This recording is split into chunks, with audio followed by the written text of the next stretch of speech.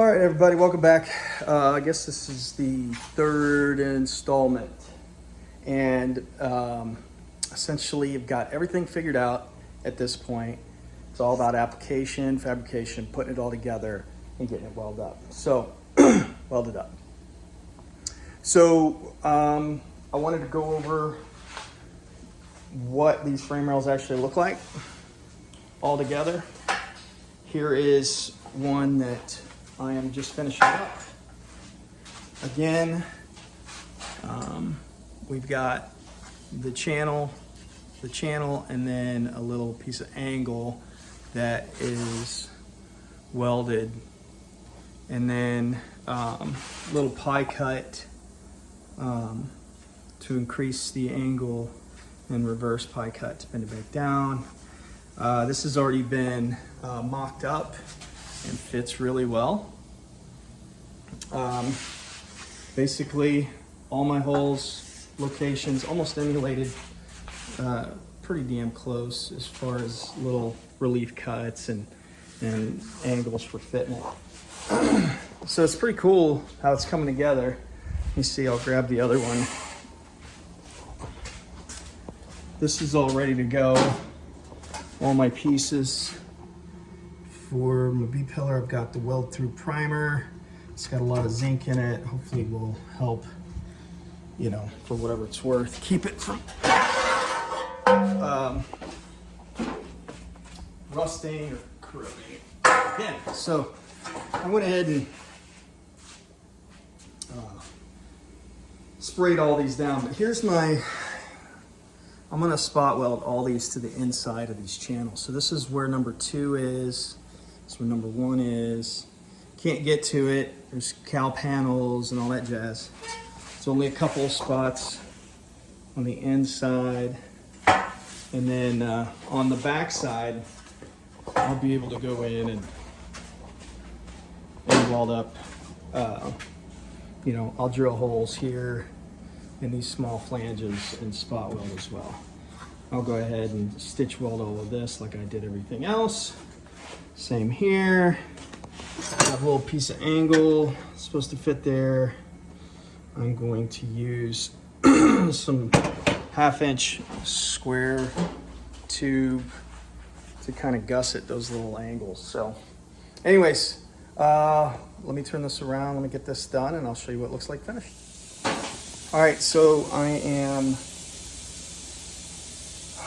mocking everything up for install, and I thought it would be cool to show my process. Trying to do as much as I can to think ahead as to how this car is going to sit on the chassis, how weight's going to be dispersed, how you want everything to sit as flush as you can. For the most part, you don't want everything, like I'm trying to put my inserts at my body mounts to where they are flush and at the correct angle. And so installing my body mounts to make sure that, of course, they line up. Now I know my body mount holes on my frame rail are correct, because I went off of something I've already double checked on, so that's good. But as far as placement, these inserts are made to go up against this back rail, flush with the bottom rail. So I know that this is correct. And I think to some extent, same for this insert. Okay? So, as you can see, it's a little off, but it's flush, which means that my frame rail might actually not be, like it may be tilted out or whatever. So it's not perfect, but I'm trying to get it to where everything will go back together. This is all covered up, and if it's not true 100% in the areas that don't really matter, I'm not too bad of shape about it. So I've got a couple of clamps, of course, keeping these flush. So I come in here and I start spot welding and getting these secured on my chassis. There's only a couple right here. If you look, there's really no structure on this side of the frame rail. nifty plate, patch panel, and then of course, don't mind me, this little dial down here, and then, like I said earlier, this little angle, and I'll put, I probably don't need to, but I'm going to put a gust in here, because at the end of the day, this thing was stamped, and a lot of the angles and areas that were stamped were likely engineered that way to create rigidity. And this is not that. This is a piece of channel. It can probably flex quite a bit more than the factory, or at least I think. You know, you'd like to give them the benefit of the doubt that they put a lot of thought into all of that. But this is pretty intense for me. And yeah, hang tight and we'll see what it looks like when it's all installed.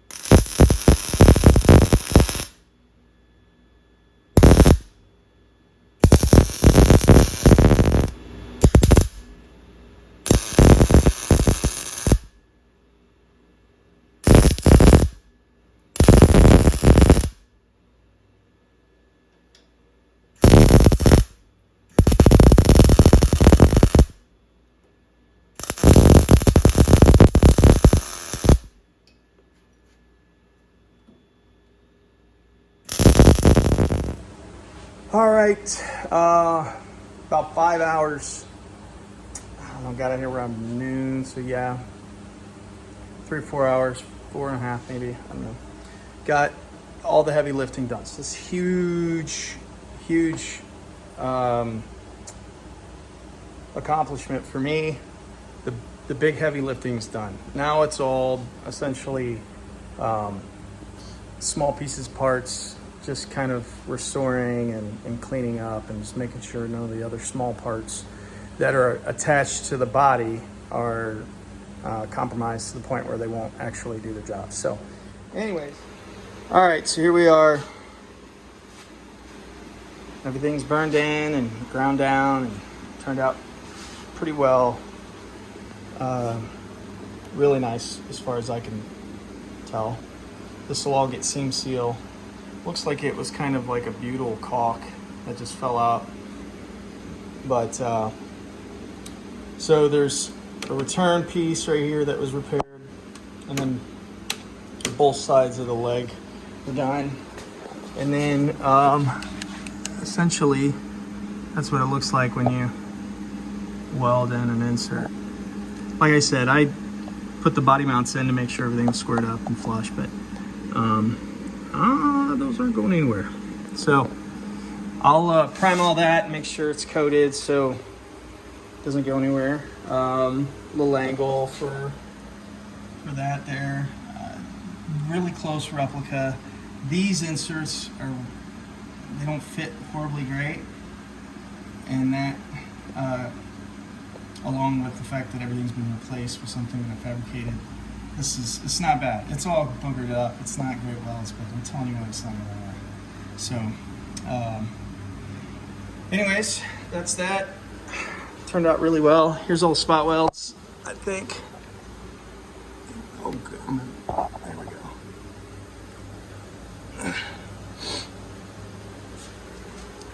Didn't turn out too bad. So really stoked. Huge challenge, huge undertaking.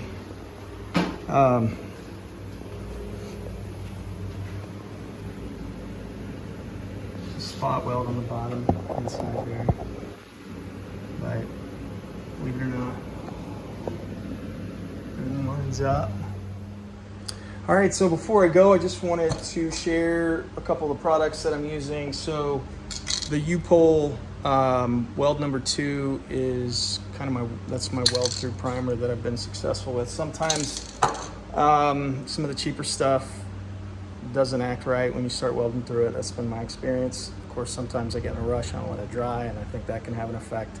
But the U-Pole product, that stuff's really good, high in zinc, very protecting, very good for protecting metal.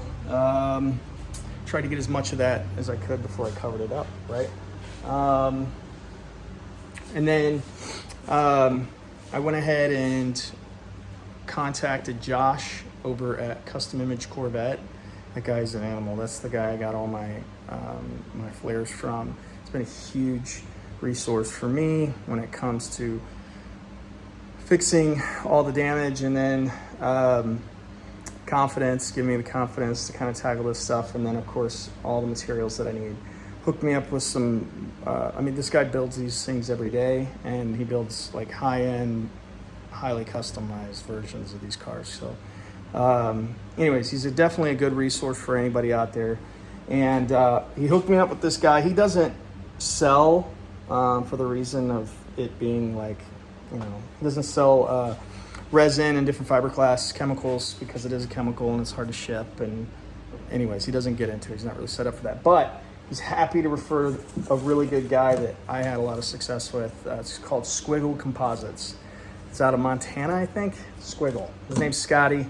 I think the company name now is like Squiggle Tool Company or something like that. But anyways, I called him up. I said, hey, I'm doing flares. I have panels to install. I just gave him a rundown of what I was doing. He says, yep, we get a lot of guys like you come through here, and here's what you need.